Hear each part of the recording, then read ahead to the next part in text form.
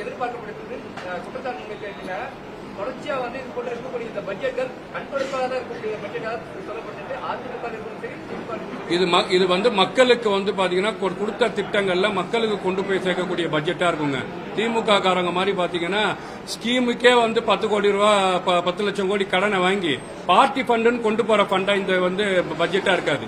அதையும் தெளிவாக நிதித்துறை மந்திரி வந்து பாத்தீங்கன்னா இன்னைக்கு விவசாயத்துறை மந்திரி அவர்களும் நேருக்கு இருக்கக்கூடிய நிதித்துறை மந்திரி அவர்களும் இந்த மாதிரி திட்டத்தை வந்து கொடுக்கறதுக்கு வந்து பாத்தீங்கன்னா நிதி நெருக்கடி இருக்கு. தமிழ்நாட்டில் வருவாயை வந்து நாங்க பெருக்கணும். அப்ப முழுக்க முழுக்க கடந்த ஆட்சி காலத்துல மொத்தமா தொடச்சிட்டு போயிட்டாங்க. இதையெல்லாம் தாண்டி இந்த மக்களுக்கு ஒரு சிறப்பான பட்ஜெட்டை வந்து வரி இல்லாத வலி இல்லாத மக்களுக்கு சந்தோஷம் தரக்கூடிய பட்ஜெட்டை வந்து இந்த மக்கள் கொடுத்துக்கிறாங்க. திமுக காரங்க அந்த மாதிரி தான் பேசுவாங்கன்னு நான் சொல்றேன். கொடுக்கப்பட்டிருக்கு, அதாவது மொத்தமா தொடச்சிட்டு நிதியை வந்து மொத்தமா தொடச்சிட்டு போயிட்டு அந்த மாதிரி இல்ல அப்படின்றது அதிகாரப்பூர்வமா வெள்ளை அறிக்கை வெளியிட்டு இருக்காங்க. திமுக அப்படின்னு மொத்தமா தொடச்சிட்டு இப்ப நீங்க வந்து பாத்தீங்கன்னா நிதித்துறை மந்திரி ஒரு வெள்ளை அறிக்கை வெளியிட்டார். இபி டிபார்ட்மெண்ட்ல இருந்து ஒரு வெள்ளை அறிக்கை வெளியிடப்பட்டது. நீங்க கடந்த காலத்துல திமுக வந்து மக்களுக்கு என்ன செஞ்சிருக்குன்னு பார்த்து இருக்கிற ஃபண்ட்ல மக்கள் மேல கடன் சுமையை சேர்த்திருக்கிறாங்க.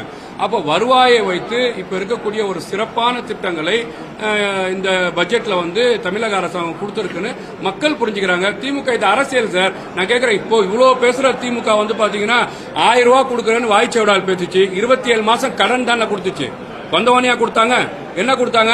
நாங்க வந்து எல்லா பெண்களுக்கும் கொடுப்போம் ஒரு திட்டத்தை கொடுத்தாங்க. அப்புறம் தகுதி வாய்ந்த திட்டம்னு சொன்னாங்க. அப்போ முழுக்க முழுக்க திமுக கடந்த ஆட்சியில மக்களுக்கு சொன்ன திட்டத்தை எதுவுமே சரிவர செய்யலன்னு சொல்லி மக்கள் உணர்ந்து இன்னைக்கு தமிழ்நாட்டில் மக்கள் ஆட்சி எடுத்திருக்கிறாங்க. மரியாதைக்குரிய தமிழ்நாட்டோட முதலமைச்சர் தளபதி ஆட்சியை மக்கள் கொண்டு வந்திருக்கிறாங்கன்னா இப்ப இருக்கக்கூடிய வருவாயை வைத்து ஒரு பட்ஜெட்டை வந்து கொடுத்திருக்கிறோம். கண்டிப்பாக தமிழ்நாட்டுக்கு தேர்தல் வாக்குறுதி என்னென்ன சொன்னார்களோ அந்த திட்டங்கள் முழுமையாக நிறைவேற்றப்படும். இன்னைக்கு விவசாயிகள் இந்த போராட்டத்தை செஞ்சு வராங்க சார். விவசாயிகளுக்கு 75,000 இந்த கடனை வந்து தள்ளுபடி செஞ்சிருக்கிறாங்க. நிதி பற்றாக்குறை இது முழுக்க தான் சொல்றாங்க. நிதி பற்றாக்குறையா இருக்கு. வரும் காலத்துல கண்டிப்பாக விவசாயிகள் சார்ந்த, வியாபாரிகள் சார்ந்த, பெண்கள் சார்ந்த, படிப்புகள் சார்ந்த எல்லா வாக்குறுதியையும் இந்த மாண்புமிகு தமிழக முதலமைச்சர் தளபதி அவர்கள் நிறைவேற்றுவார் என்பதை மக்கள் மன்றத்தில் எடுத்து வச்சிருக்கிறாங்க. மக்கள் அதை புரிஞ்சுக்கிறாங்க.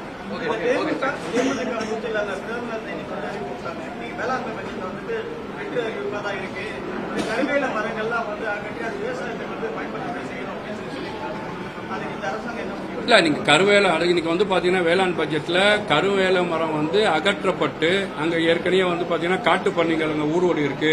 இது வந்து விவசாயிகளுக்கு பாதிப்பு ஏற்படுத்துது. இந்த கருவேல மரத்தை அடக்க வேண்டும் சொல்லி 5 கோடி ரூபாய் நிதி ஒதுக்கி இருக்காங்க. அதுல இருந்து வரக்கூடிய விவசாயத்தின் வருமானத்தை வரக்கூடிய இந்த கருவேல மரம் அகற்றணும்னு சொல்லியிருக்காங்க.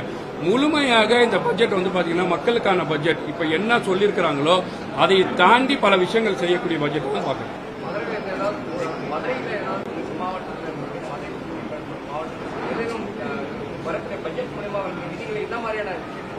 இன்னைக்கு மதுரைக்கு வந்து பாத்தீங்கன்னா நாங்க தொடர்ச்சியா வந்து சொல்ற மாதிரி மதுரைக்கு வந்து எங்களுக்கு வந்து கேர்ள்ஸ் காலேஜ் இருக்கு, காலேஜ் இல்லைன்னு சொல்லி இந்த மதுரை எங்களுக்கு வந்து சந்தோஷத்தை கொடுத்திருக்கு. சட்டக்கல்லூரி மதுரைக்கு வந்து கொண்டு வந்திருக்கு. இந்த பட்ஜெட் மூலமா வந்து அறிவிச்சிருக்காங்க.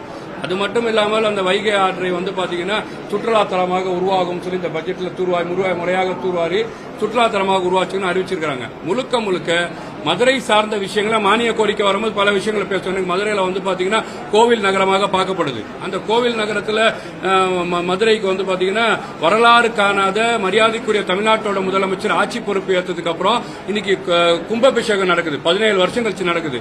அந்த கும்பாபிஷேகத்துக்கு வந்து பாத்தீங்கன்னா பொது விடுமுறை விடணும், சிறப்பு பஸ் விடணும், சிறப்பு ரயில் விடணும், பாதுகாப்பை பலப்படுத்த வேண்டும். அங்க ஏற்கனவே ஃபயர் ஆக்சிடென்ட் நடந்திருக்கு. அங்க முறையாக பர்மனன்ட் ஃபயர் ஸ்டேஷன் கொண்டு வரணும்னு மதுரை சார்ந்த கோரிக்கையை சொல்லுவோம். கண்டிப்பாக இந்த அரசாங்கம் மதுரை மக்கள் என்னை தேர்ந்தெடுக்காங்க. மதுரைக்காக நான் நிறைய பேச வேண்டியது இருக்குது. அதை நிறைவேற்றி தரும் என்று மக்கள் மன்றத்தில் வந்து வாக்குறுதி கொடுத்துருக்காங்க. துறை சார்ந்த அமைச்சர்கிட்ட மதுரைக்கு என்ன தேவைன்னு நாங்க ஏற்கனவே கொடுத்திருக்கிறோம். இன்னைக்கு நீங்க வரக்கூடிய பட்ஜெட் செக்ஷன்ல மதுரைக்கு என்ன செய்ய போறாங்க நீங்க பார்க்க தான் போறீங்க. மதுரைக்கு பல நல்ல திட்டங்கள் வர இருக்க போது நீங்க புரிஞ்சுக்கணும்.